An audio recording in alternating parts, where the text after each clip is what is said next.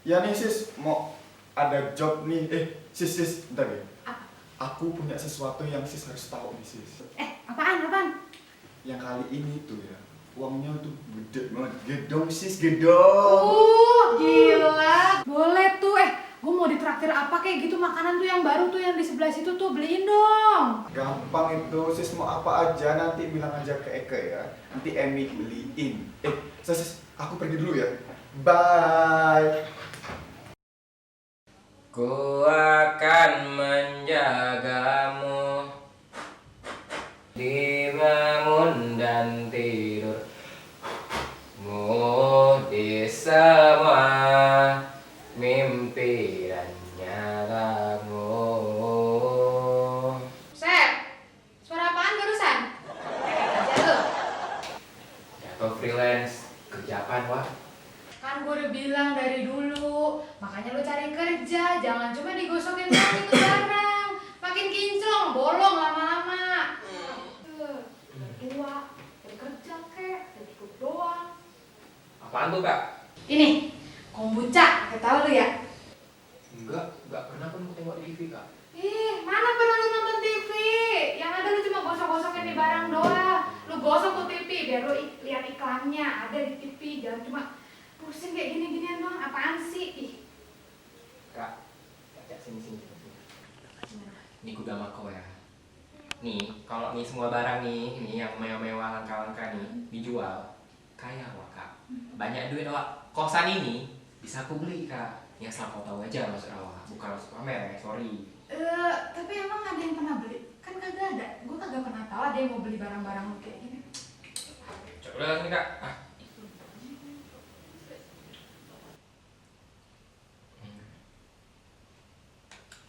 Asem kak. Tapi enak sih. Enak kan? Dewi, buat dari apa ya? Penasaran kan? Fermentasi. Kita pasti sudah tak asing dengan istilah ini. Sebuah metode pengawetan makanan menggunakan bantuan mikroorganisme. Sejumlah bahan pangan seketika bermunculan dalam benak kita ketika mendengar istilah fermentasi. Tempe, tahu, kecap, yogurt dan keju adalah produk fermentasi yang lazim ditemui di kehidupan sehari-hari. Tapi kalau kombucha, sudah pernah dengar belum?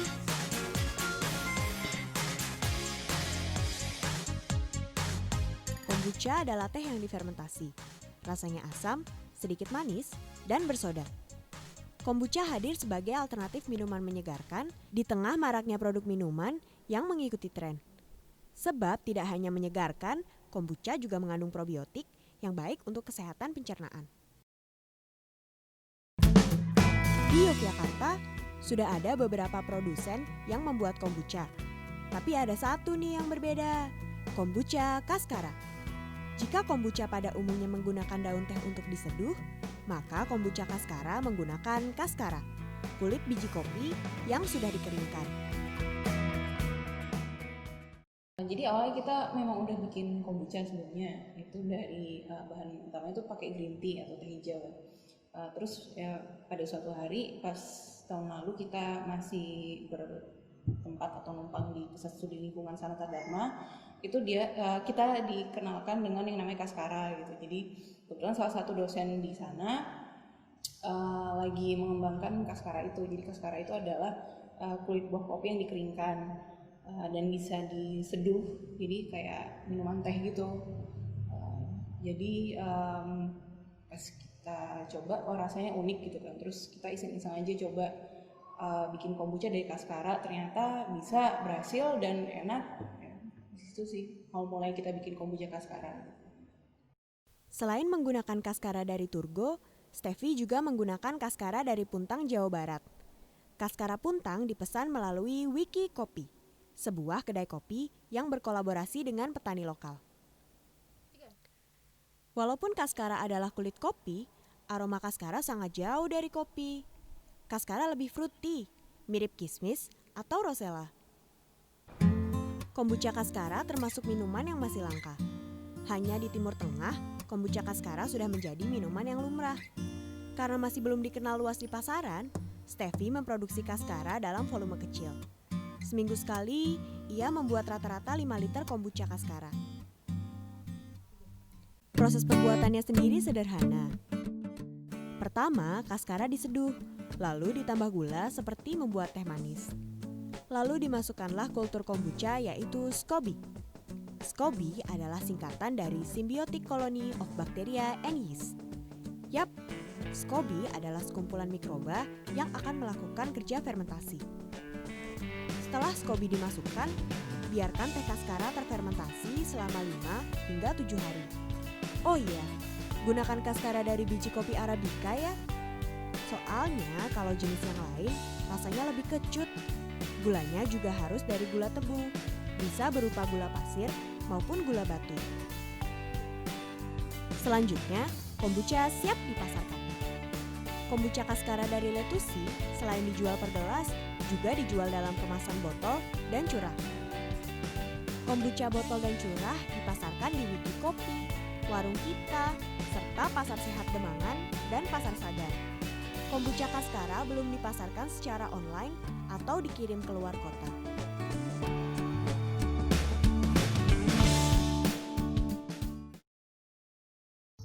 Kalau dikirim keluar kota sih kita belum berani, soalnya kan kalau dalam proses pembuatan kombucha, apalagi kalau udah dimasukin ke botol gitu, dia ada proses karbonasi atau kayak dia tuh nambah gas terus gitu, kayak soda gitu kan. Jadi kalau ditaruh di luar kulkas terlalu lama gitu, katakanlah sehari gitu kan, itu dia gasnya akan numpuk terus dan kayak bikin tekanan dalam wadahnya gitu. Jadi kalau takutnya kok dikirim keluar kota tuh ada resiko meledak gitu. Kita di sini memang banyaknya sih jual curah gitu ya. Kenapa? Itu karena kita pengen ngasih harga ke konsumen kita yang nggak terlalu tinggi. Jadi kalau kita jualnya dalam kemasan dan botol gitu kan, udah ada cost sendiri buat botolnya gitu kan, buat kita beli botolnya, buat kita bersihinnya gitu kan, tuh harus masuk dalam perhitungan gitu kan. Dan akhirnya nanti harga jualnya pun juga cukup mahal gitu kan, padahal kita pengennya ngasih harganya ya yang affordable gitu. Menurut Steffi, dengan harga jual sedemikian, ia sudah mendapatkan untung yang cukup. Bisnis fermentasi memang tidak memerlukan banyak modal pada awal pembentukannya, karena memang tidak menggunakan banyak bahan. Selain itu, produk fermentasi seperti kombucha termasuk produk yang sustainable, karena tidak meninggalkan limbah, sangat minimum waste, bahkan bisa zero waste. Ampas kombucha bisa digunakan menjadi starter pupuk kompos. Sedangkan produksi kombucha yang berlebih bisa dimanfaatkan menjadi cuka makan atau untuk mencuci rambut. Kalau peluang pasarnya di Jogja itu sebenarnya lumayan tinggi ya, lumayan menjanjikan gitu. Jadi kalau kan kombucha sendiri itu kan bisa dikategorikan minuman sehat, dan sekarang tren untuk healthy lifestyle, makan sehat itu kan lagi berkembang ya, terutama kok di Indonesia sih kok aku perhatikan tuh di daerah-daerah atau kota-kota yang memang punya apa ya, kayak scene atau komunitas seni yang cukup berkembang gitu. Jadi kok kayak di Indonesia tuh contohnya di Jogja dan di Bali gitu. Kok di Jogja sendiri tuh sebenarnya pasar yang cukup menjanjikan itu ada Jogja di bagian selatan. Jadi Jogja bagian selatan kan memang dikenal sebagai wilayah yang ini ya, banyak komunitas seninya, senimannya baik juga. Terus di sana juga banyak ekspat, banyak turis-turis asing yang kebetulan juga mereka kok tinggal di sana gitu. Apakah itu ya mereka turis yang cuma nginap atau ekspat yang emang domisilinya di Jogja bagian selatan tuh mereka udah lebih sadar atau melek dengan healthy lifestyle itu tadi sih. Kalau masalah pasar lebih luas yang menjangkau seluruh Indonesia gitu ya, ada sedikit ini sih kayak kendala gitu. Kendalanya adalah kombucha itu kan hasil fermentasi gitu, dan biasanya sih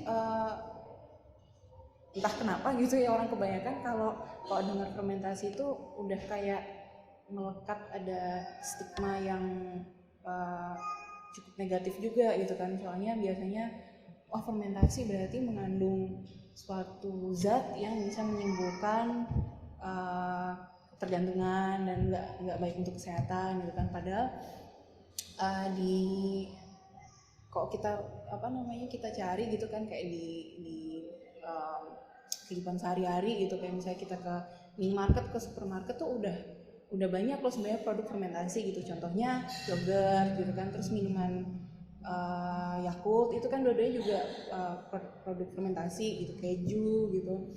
Tapi mungkin karena memang ketiga produk tadi itu sudah ada di pasaran udah lebih lama gitu kan, jadi orang juga pengetahuannya tentang produk-produk itu lebih luas gitu. Sedangkan kalau kombucha ini kan memang suatu produk yang relatif baru dikenal gitu.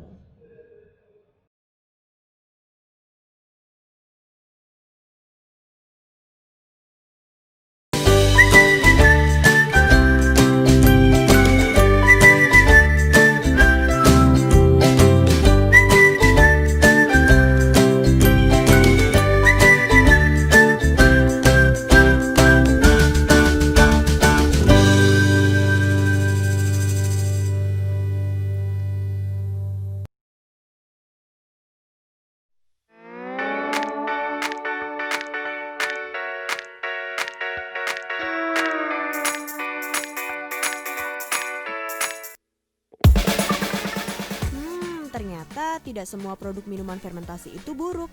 Tapi bukan berarti produk minuman fermentasi juga 100% baik ya.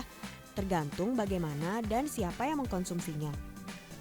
Karena kombucha mengandung gula, maka ibu hamil serta penderita diabetes atau kanker tidak dianjurkan untuk mengkonsumsinya. Kombucha sebaiknya dikonsumsi sebanyak 250 hingga 300 ml per hari. Sebab bila lebih dari itu, berarti tubuh juga akan menerima gula lebih banyak. Selain itu, jika pencernaan tidak siap, bisa mengakibatkan buang air besar terlalu lancar. Steffi sendiri sudah diperkenalkan dengan kombucha oleh ibunya sejak kecil. Ia pun mulai memproduksi kombucha ketika membuka warung makan organik Lettuce. Dulu aku kuliah S1-nya tuh teknik kimia gitu kan. Sama kuliah gitu ya cukup dapat paparan terhadap ini sih kepada industri pangan gitu kan, dan cukup ini sih sebenarnya cukup membuka mata banget sih, kayak ternyata makanan yang kita makan sehari-hari itu terutama yang makanan kemasan itu tuh udah jauh banget dari bentuk aslinya bahan baku makanan itu sendiri gitu kan. Jadi dari situ sih malah aku jadi lebih belajar untuk mengenal tentang pangan gitu kan. Terus justru mah lebih tertarik ke pangan sehat gitu Pak. Dan sekarang sih lebih fokusnya kayak ke pangan lokal yang sehat gitu. Jadi apakah itu budidaya organik gitu atau secara alami gitu, dan lebih ke ini sih kayak gimana selain sehat untuk tubuh kita juga sehat untuk lingkungan pastinya, dan sehat untuk orang-orang yang terlibat dalam apakah itu dalam produksi atau dalam konsumsi makanan itu. Jadi salah satunya yang ingin aku angkat juga dengan gerakan ini adalah ya langsung kayak ngambil bahan baku tuh langsung dari produsen atau artisannya seperti itu. Di pangan lokal itu ternyata sangat menjanjikan gitu.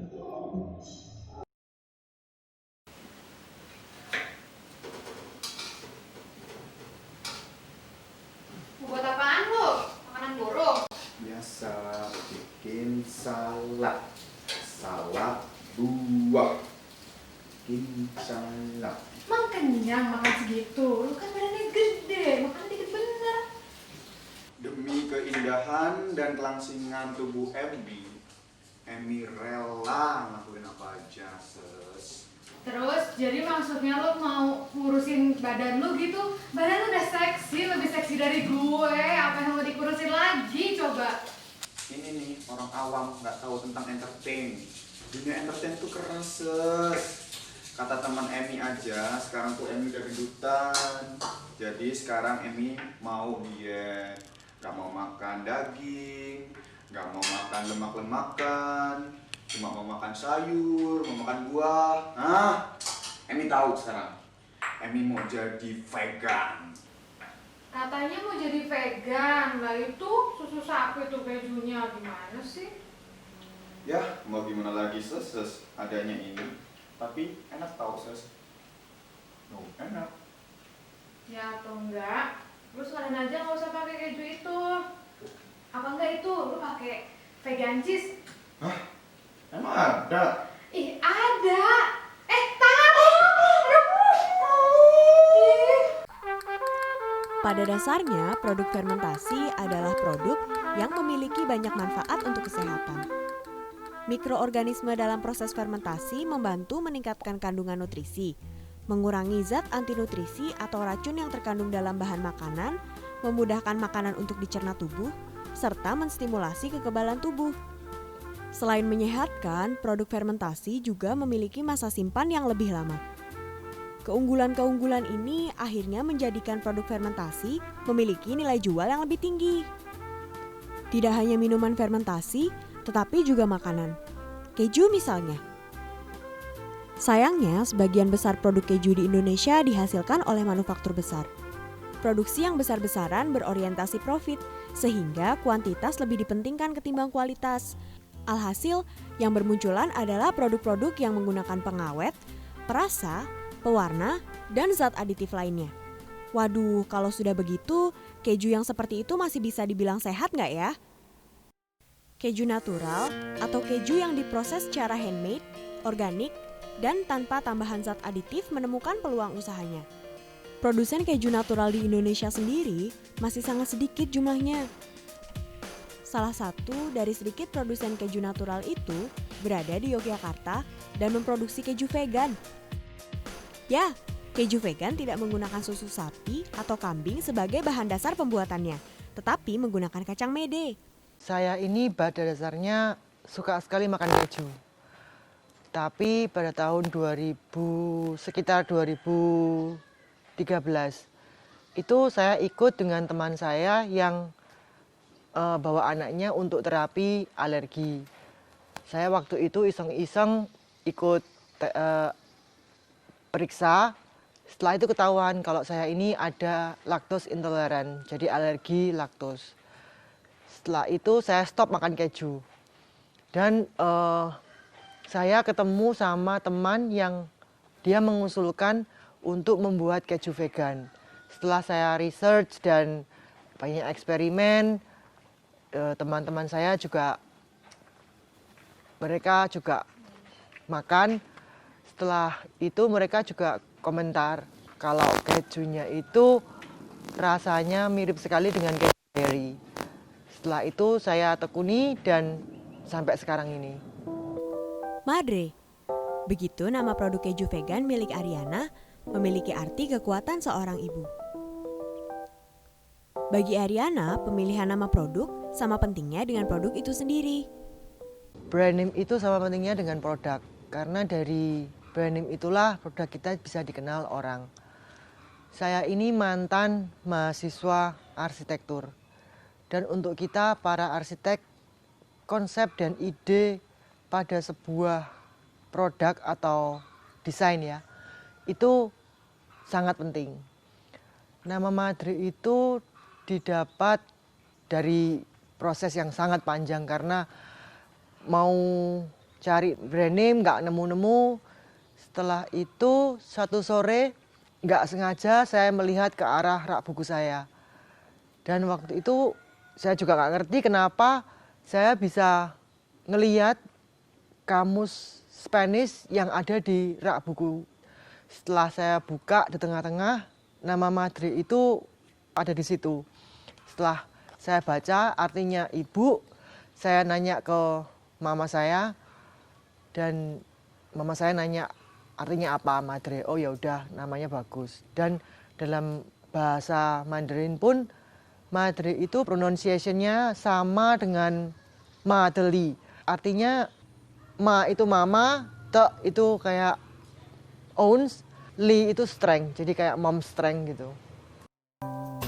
Produk Madre sendiri ada 3, creamy mild, tomato basilico, serta chili and pickle. Untuk nama-nama tersebut saya ada prosesnya juga. mozzarella pada mulanya namanya juga mozzarella. Tapi banyak customer saya yang non vegan juga. Dan customer vegan itu mereka menjadi vegan juga ada prosesnya. Nggak mungkin dong kita waktu lahir langsung jadi vegan. Pasti semua pernah makan daging, pernah makan keju dan minum susu. Mereka kemudian membandingkan, kok nggak persis sama mozzarella ya, seperti itu. Jadi saya memakai nama yang mirip dengan karakteristik keju tersebut. Jadi mereka tidak membandingkan keju dairy dengan keju vegan karena bahannya beda, prosesnya beda, perlakuannya juga beda. Tak ingin dibandingkan dengan keju biasa, Ariana pun menciptakan nama tersendiri untuk keju-kejunya. Varian pertama yaitu creamy mild. Lalu ada chili and pickle yang bercita rasa pedas. Rasa ini lahir dari kesukaan Ariana pada rasa pedas. Terakhir ada tomato basilico.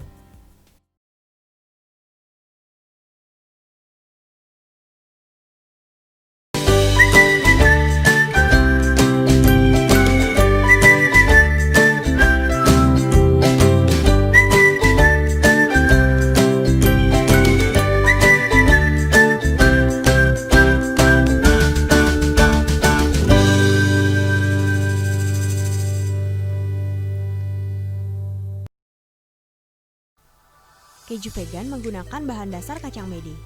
Kacang mede yang dipakai adalah kacang mede lokal dari Wonosari.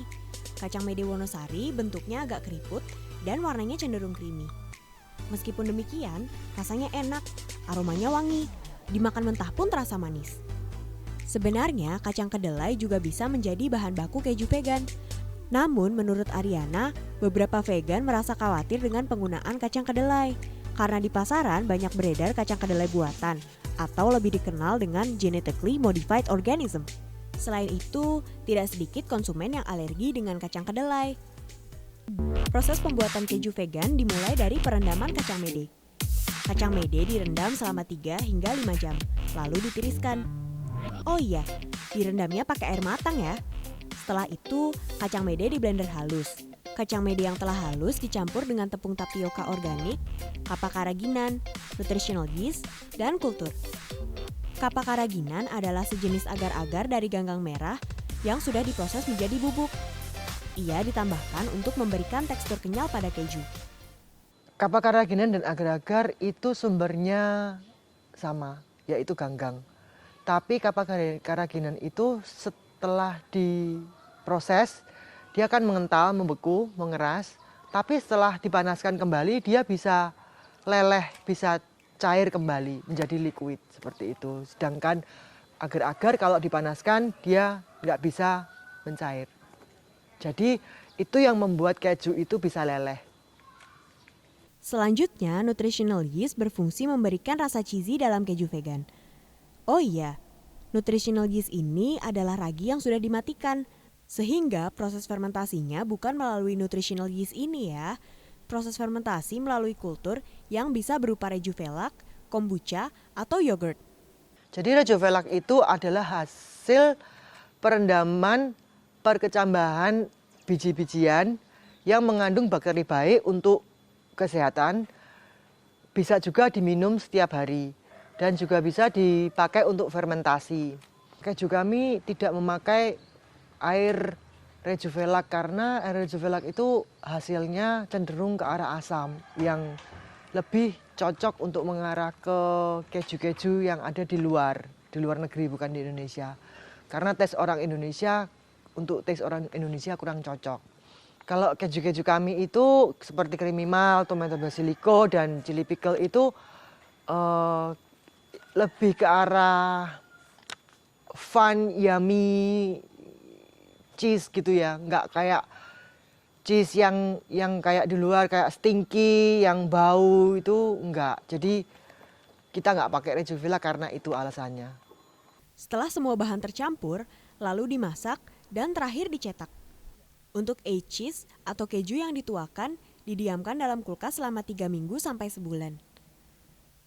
Untuk varian tomato basilico, Ariana menggunakan tomat yang dipotong-potong, lalu dikeringkan menggunakan dehidrator. Tomat yang sudah kering dicampurkan ke dalam adonan. Untuk pemasaran, Ariana menjual keju-kejunya di Pasar Sehat Milas setiap Rabu dan Sabtu pagi. Menjual di pasar sehat memungkinkan Ariana untuk bertemu dan berinteraksi langsung dengan pembelinya. Kami memilih untuk berjualan di Milas karena pasar Milas itu marketnya orang-orang yang makan berkesadaran ya.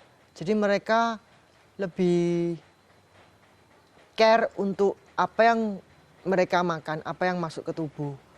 Dan juga menurut kami berjualan di Milas itu bisa langsung kita bisa menerangkan pertanyaan-pertanyaan dari konsumen, bisa konsumen misalnya ada keluhan apa, kita bisa sama-sama untuk mengatasi, untuk sharing dan lebih interaktif kepada buat konsumennya sendiri. Konsumen keju vegan rata-rata adalah vegan, serta orang-orang yang mengaplikasikan gaya hidup food combining atau clean eating. Namun, tidak sedikit konsumen keju vegan berasal dari non-vegan. Keju vegan itu sebenarnya hanya nama ya. Jadi bahannya itu dari nabati, bukan dari hewani. Semua orang sebenarnya bisa makan, baik orang tersebut itu vegan atau non-vegan. Customer kami juga banyak kok yang non-vegan, seperti teman-teman saya itu kalau datang ke rumah, mereka ngicipin, setelah itu suka, ya mereka juga mengkonsumsi akhirnya. Bahkan ada yang beralih dari yang pertamanya makan keju dairy, sekarang makan keju vegan. Selain menjual produknya di pasar sehat, Ariana juga memasarkan kejunya melalui Instagram. Pembelinya pun berasal dari luar kota seperti Jakarta, Sukabumi, dan Banjarmasin. Pengiriman keju pun sangat diperhatikan untuk menjaga kualitas produk. Ariana mengemas kejunya dalam vakum sealer dan mengirimnya dengan menyertakan ice gel. Sewaktu saya lulus kuliah, pada zaman saya waktu lulus kuliah, itu lulusan arsitek itu yang magang sebulan gajinya itu cuma digaji 600.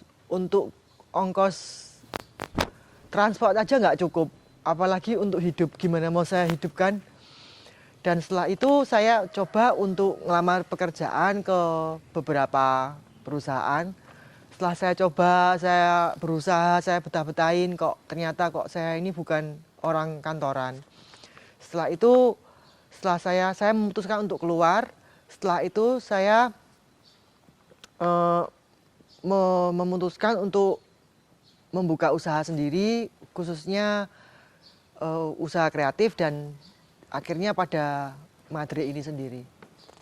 Begini nasib jadi kemana-mana asalkan suka, tiada orang yang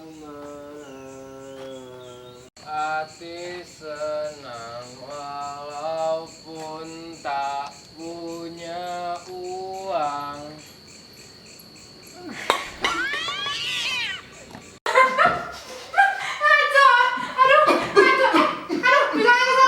Pisangnya nyangkut. Lu pelan-pelan dong, lu motor digondong aja pisangnya sampai nyangkut. Gimana sih? Pelan-pelan.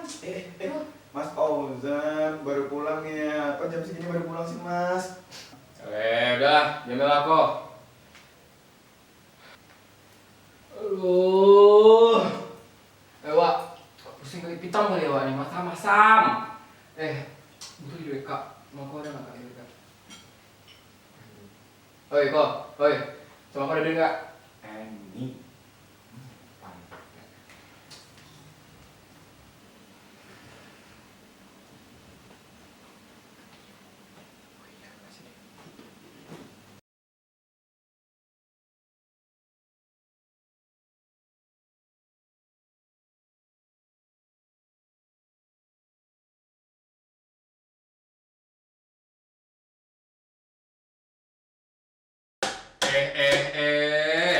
Putri salju mana lagi nih yang makan apel awak? Pasti orang tuh. Yang makan-makan orang. Mak. Hoi, siapa yang makan pelawak nih? Kau yang kan? Ini gigi kau bukan? Kate-kate lo, bukan gua. Kau siapa?